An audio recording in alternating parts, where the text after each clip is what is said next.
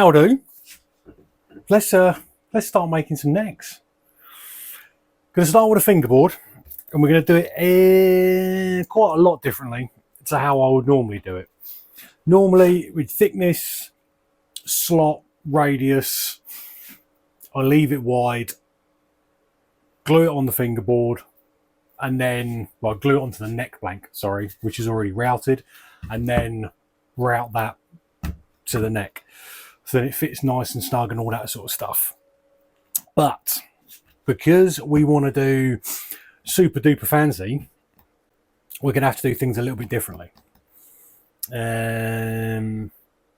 Yeah. First off, apologies if there's background noise. You can hear fans, there's a breeze. It is hot as fuck in this workshop. I know I'm complaining, I've got a nice workshop in it. But yeah, because of all the glass, super fucking hot. I'm sweating from places I don't like sweating. It's not comfortable. So forgive me, just deal with it. Right, back to side fucking sweaty rant. Back to this. These are going to be cool. Brazilian mahogany neck to go with the Brazilian mahogany body. I can English good today. Black limber neck. That looks cool, doesn't it? That looks really cool. Yeah, that's gonna look. It's gonna look rad when it's carved. Yeah, it's gonna look really cool. So that's them. For the mahogany, we are going to go with a desert rosewood fingerboard. This was sent with the tops from Australia, so I thought it'd be quite nice to use it. Plus, I think with doing like a burst on that, which is quite a nice. It doesn't need like a massive amount of figure in the board, so it's just quite a nice brown. It's got some nice grain patterns down there, but nothing crazy. Like fairly plain, but still looks nice. That's going to go nicely with that. And with the black limber, we are just going to go with a piece of Indian ebony. It'll look cool. Now, to add some fanciness, because I am fancy, we are going to go with tortoiseshell binding on the black limber one and cream on the mango top one. Gonna bind the bodies and bind the neck. So things are gonna have to be done ever so slightly differently. So what we're gonna do, stick the template on this. That's my fingerboard template. Has a little notchy for the spoke wheel in it as well. We are going to route the boards to size, so that'll be their final thickness. We're then going to scribe in a line for the binding and plane off to that line. Then we can go and stick the binding on it. It'll be lovely. We'll leave it so it hangs over just a little bit. Then when we stick everything together, we've got some room to shave it. And that'll be that. We're going to we'll route it. We'll slot it. I now have a block template, so we can pop that on and route out for some block inlays. Now, we're keeping it fancy with the inlays as well. This is going to be fancy. We are going to do a little insert of the top, little offcuts all the way down for the blocks, but we're going to edge them. Still waiting for it to turn up, so this is going to be split over probably most of this week. We're going to edge them with a little bit of brass for the black limber build and a little bit of aluminium for the mango build, so everything kind of ties in nicely. Look at that for design aesthetic, isn't it? Your boy's being fancy. It's too hot. It's too hot. Contemplating just fucking it all off and going and eating ice cream. Like I am, there is like an under tit sweat going on. It's just, it's all moist in there. I'm painting a picture, ain't I? Been a good wood day today though.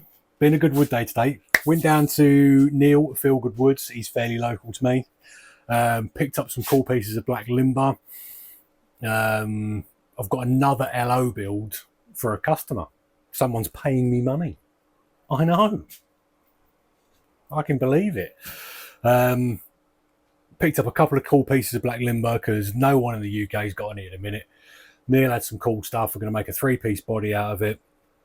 A really cool poplar burl top just turned up all the way from Serbia, because trying to find a burl top that big is hard work. But it is cupped to fuck with the shipping. So it's currently outside with every big clamp I own clamped down to a table with another bit of wood on top of it. Try and get it to level out. Oh, speaking of clamps, do you remember last week's? Probably been waffling for fucking way too long, ain't I? Last week's video, like in English, made a throwaway comment about being sponsored for some clamps.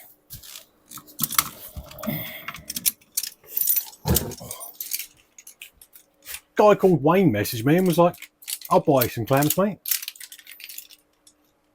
And sent me some money. So I brought some clamps. Thanks, Wayne. You absolute legend.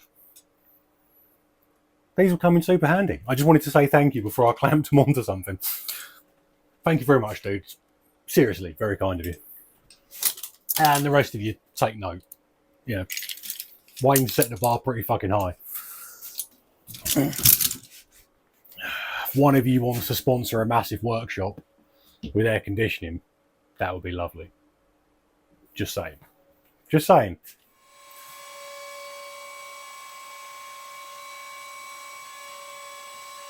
Right then, boards are out. Little notches. Oh, there we go. Little notches cut in each one. Gonna slot them first, then do the planing away for the binding. I think it's going to make life easier for the doing the binding. That's binding. Block inlays. So I'm going to do slottings, block inlay routing, planing for the binding, then go from there. I think making up as go along, ain't I? I've made myself a jig though. Hang on. Now, cutting fret slots is an absolute ball ache. It's just slow. It's just slow. I use this system from Bag Press.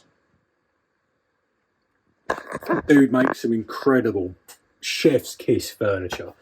It's all for like vacuum bags and stuff like that. It does some cool shit with guitars as well. Lot of cool jigs. He's like bent laminated plywood chairs. They are cool. Check them out if you're into like nerdy furniture shit. But he makes this cool slotting system. You have standard mitre block stuff that you can set width, depth of cut and all that sort of stuff on it. Very standard stuff. You bolt that down to the table or piece of wood, stick your fretboard onto that,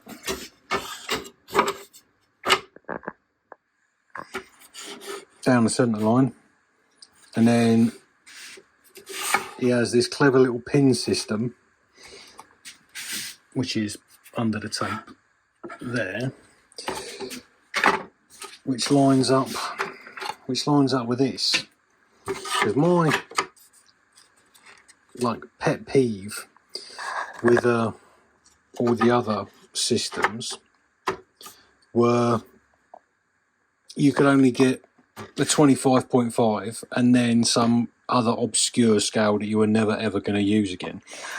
Whereas Mr. Bag Press, whose name I cannot remember, makes these cool things.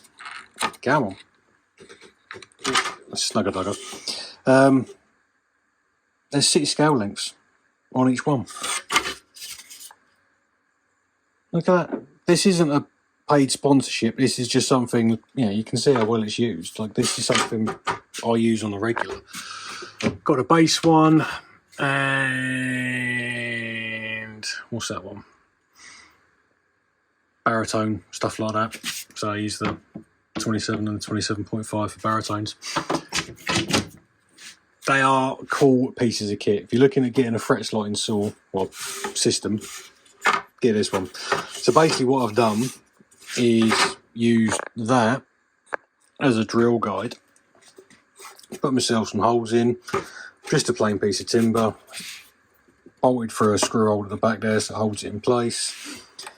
Made sure it's in the middle, blah blah blah. Couple of spacer blocks so it's set off far enough so the blade can cut all the way through it. And fret slotting blade from Radius Dish UK. There's also another super nice dude and makes some cool stuff. So let's give this a go. Maiden voyage, and see how well it does. It could go horribly wrong. Who knows? Could do.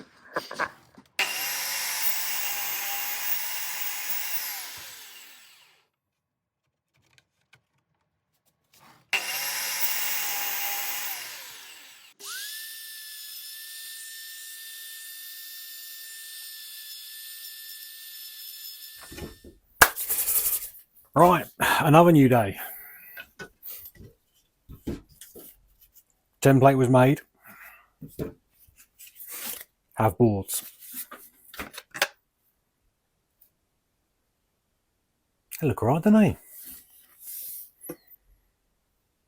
I'm happy with that. I did snap my teeny tiny pattern router bit. Luckily I had another small teeny tiny pattern router bit, but the lovely people at StewMac have lifetime warranty on their tools. So you send them a picture, say you broke it, and they send you a new one. Which is lovely, isn't it? Now watch all my diamond files get worn out. I have stood here for about 10 minutes looking at these, debating what I'm doing. Just, also assessing my life choices. I really like the curvies on the edges. I don't mind that.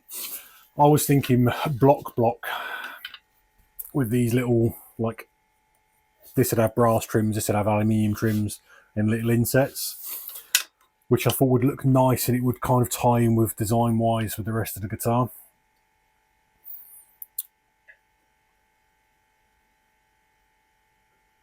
Which is what I should go for, because that's what I thought of first, and they're the bougie ones. And I'm being a flash twat, but I don't mind it with the curves. I might do another one at some point with just curvy inlays, because I think that looks pretty slick. All right, let's get on with what we're doing today. Still waiting on trim pieces to turn up, the brass and the aluminium. Got a design mock-up from Rich at Idra for the scratch plate. That looks so fucking good. And I sent the design down to Jack at JC Guitars, who's going to machine me the custom pickup for the ebony one. And he sent me the mock-up last night. Oh, it looks so fucking good. I've got to check the measurements for him. Send that off today. I'm not going to show you because I want you to see, because yeah, I am super duper happy with how they have come out. Right, binding is 1.5 mil thick. So let's put that down to 1.4. A little skosh of wiggle room on the edge, because inevitably we're going to scuff the binding a little bit. There we go, 1.39. Use your little doodads, and then you can scribe yourself a line. Do it so you can fucking see it. Use them so you can scribe. Here we go, Simon. Scribe a line, he says. Fuck me. Let's go this way. Here we go. Just imagine what I'm doing. The camera doesn't zoom out when it's forward facing.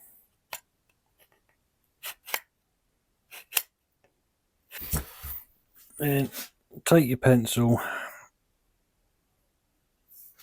Again, let's do it so you can fucking see it. Take your pencil and just run it in that line. And then you've got a really nice, precise line to work to. You can just about see that. And we can plane off to that line and then crack out the binding jig, stick some binding to it, and that's one job off the list. Right then, crack out the binding jig. Already done one.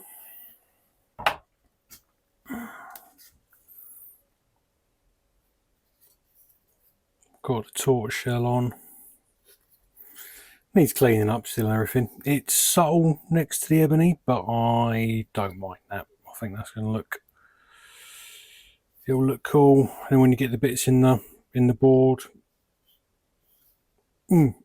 it's nice. Binding jig is dead simple. Fingerboard, glue down either side, pop that bad boy in there, put binding in, pull that tight, like so, clamp it down, job done.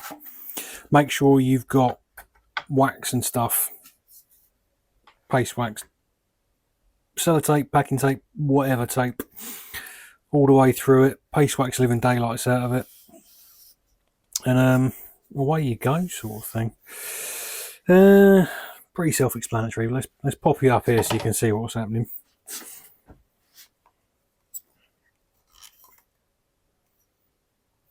Stay.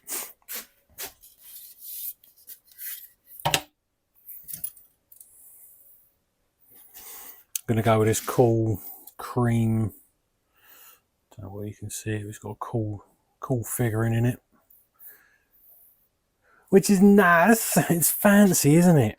Because we're being fancy. Right. Razor blade. Just very lightly. Gonna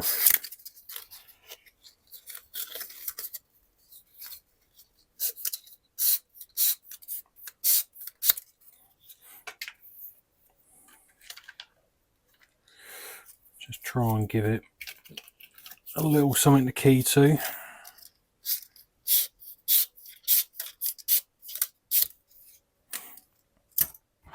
Right. Generous helping of glue.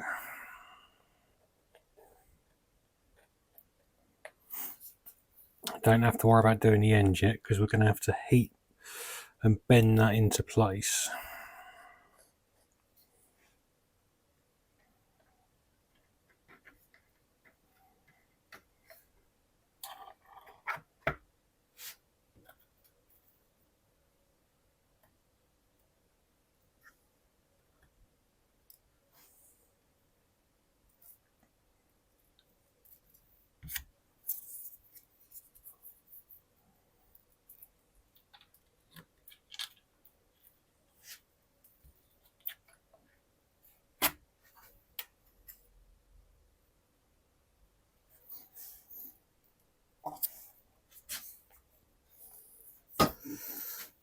Make sure you've got it pushed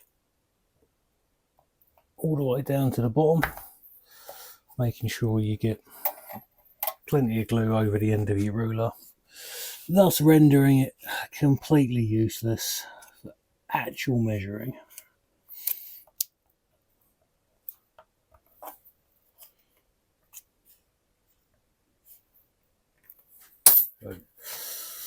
Right, squeezy clampy, do we happy?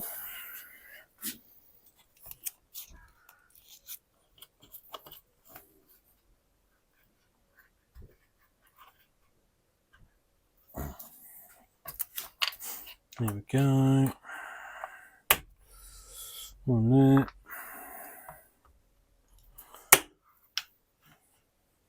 On there. Job done. Right, it's, I don't know, 10:30 at night, something like that. Couldn't be asked to cook, so we had chippy tea. I fucking love chippy tea. I also did the right thing. I went to the little Tesco's next door and brought whatever cheapest beer they had.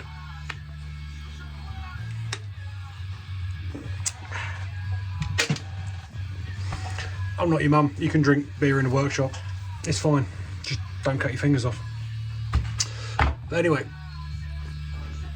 there's a light, there's a light. Binding on,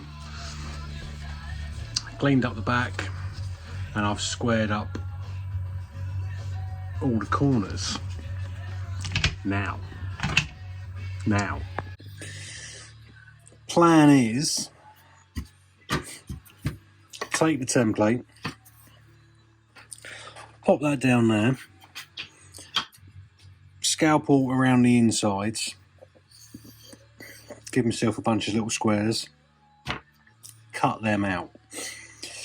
The aluminium's turned up, the brass hasn't turned up for the ebony one, but you're not going to want to watch this twice, are you? So I'll just do them one at a time for you. This is 1.5 mil thick. It's the thinnest I can buy. Cut that. Scribe a line around that 1.5 smaller. Sand to that. Cut that. Stick that in there. Stick that in there. I think that's how I'm going to do it. I think that's going to be the easiest way. The other option's to take the little block, stick that to the edges, stick it in there, but we'll find out. We'll see what happens when we start cutting things. We're making up as we go along. Who knows? It's definitely not me. Right. Inlays cut, sanded to size, so they all fit in there. All fit in nicely.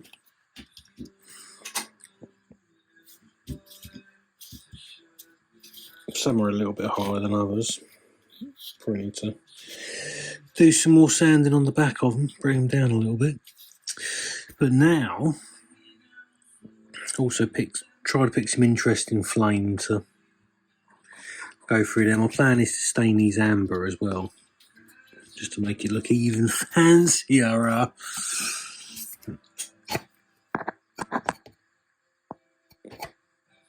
Now, we'll see how this looks, because there's every possibility this idea is going to look shit. But we're not going to know until we try. And I've kept the little off-cutty bits over there, so hopefully, if it looks shit, I can just put those in there and we're good. Hopefully. Because I don't really want to do that again, because it was a lot of ball ache. I think that was just like an hour and a half to cut them out and get them in and stuff. Right.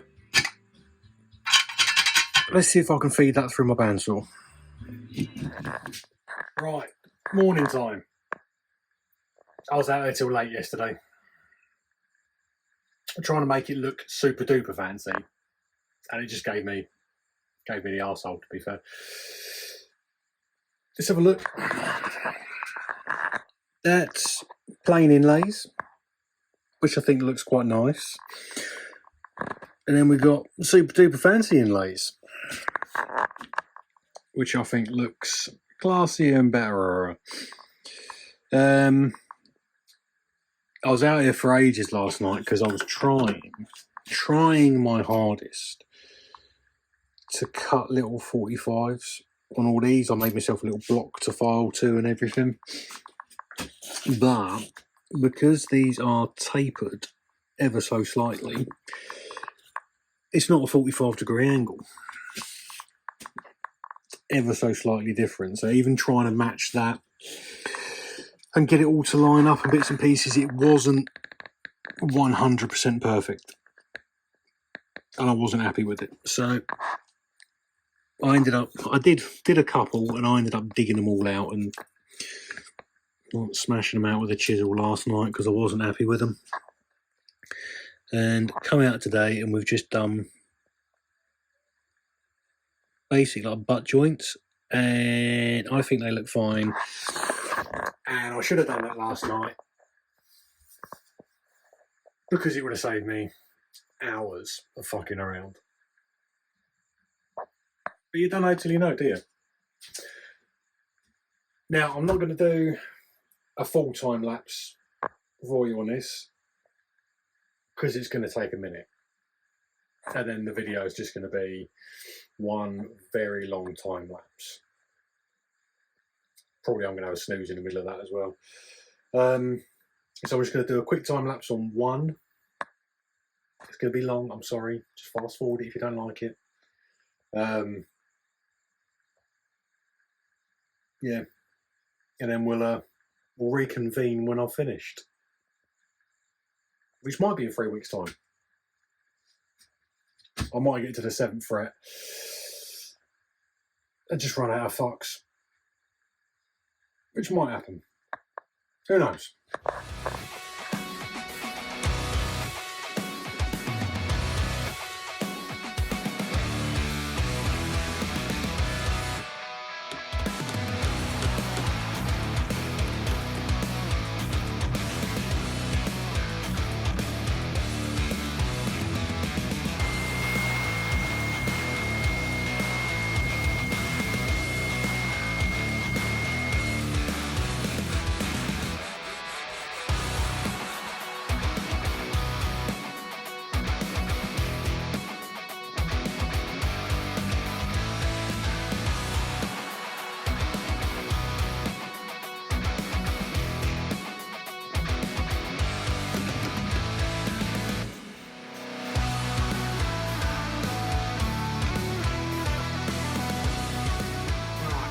One eternity later,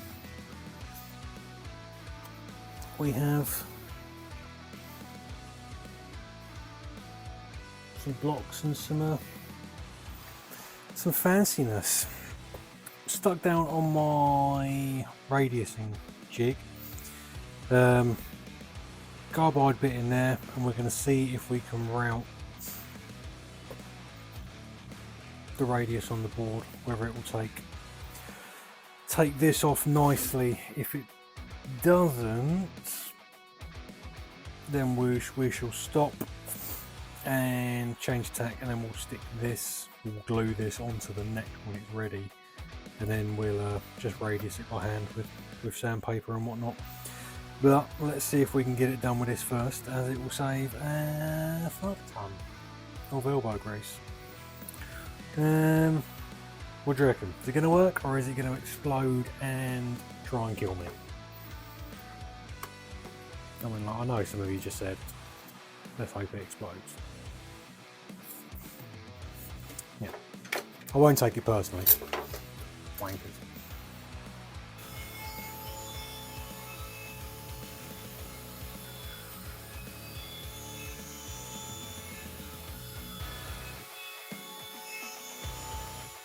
Right, many passes later and a very light cursory sanding,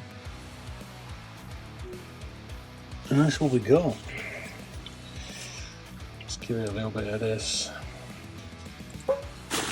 Still a couple of little bits to tidy up, but nothing too major.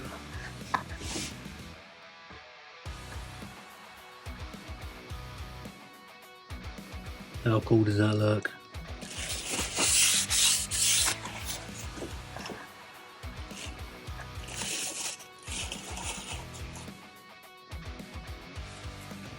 Oof. I am super happy with how that's come out.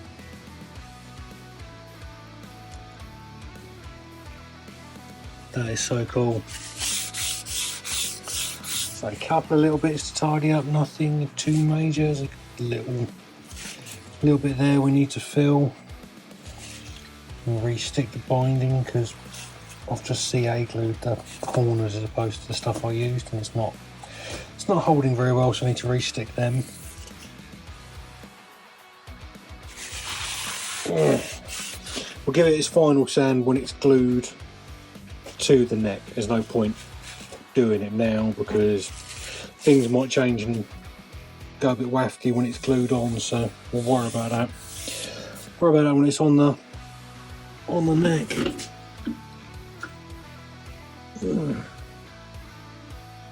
Let's put some side dots in it. Right.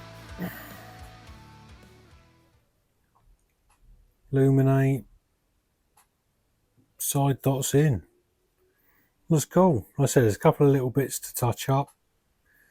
A little bit there. I must have cut it at a slope because it fitted up top. Obviously not down the bottom, so a little patch piece in there. A couple of little patch pieces round the edges where things have chipped. The router's caught it. But nothing too major. This little bit came out and hit me in the arm about 1,000,000 miles an hour, so I had to make another little bit for going in there. There's just a couple of little like swarthy bits around the edge of some bits to clean up. I was kind of expecting that. But I'm sure a scalpel will take care of that. Job done. Now we've got to wait for the brass to turn up and do the same thing on this one.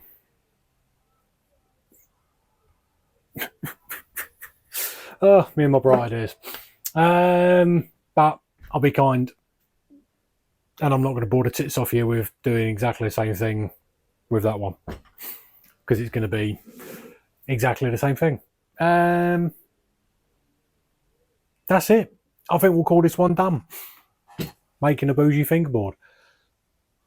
Hopefully the brass turns up and I get this done next week. Fingers crossed, because I kind of want to carve both necks at the same time. Yeah,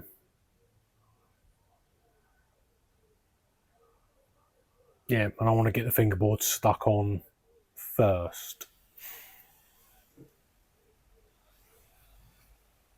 I think kind of doing it all kind of differently to how I would normally do it. So I've got to double and triple think about things. Don't know. I have a bit more of a think. But yeah, follow me on Instagram, all the social media bits and pieces. Put a like. You're supposed to do that shit, aren't you? And if you like things, head over to my Etsy, buy some t-shirts and stuff like that. There's a bunch of shit on sale. I want to get rid of that, and then I'll have some money in the bank to do a run of t-shirts with, like, you know, 81 Guitar Works and stuff like that. Thanks to everyone that's already picked the t-shirt up. Much obliged. And see you next time.